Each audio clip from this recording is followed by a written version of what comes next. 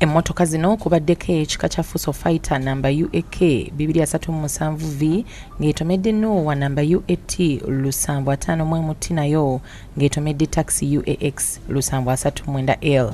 Oli amazeeko ngono amazeeko. Wa taxi wajabe naagala awukula kati wanuwa awukula wa taxi onamusanga yamukuba era wanuwa yakuwa taxi.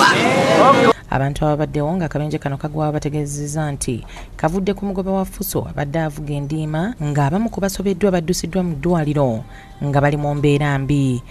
Kati oliye olumukubye n'akola kiri n'agweri omaka bwe tubeera wali eri tulaba ekigenza mu maaso kyonna emmotoka zonna zivudde eno nga zigobagana mu sipiidi ey'amaanyi ennyo.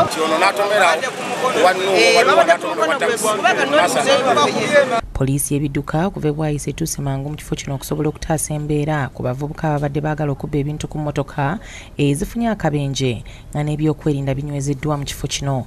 Entambula y'ebidduka esanyaladde mu kifo kino olw'abantu ababadde bakuŋŋaanye mu bungi okulaba ekiguddewo kyokka.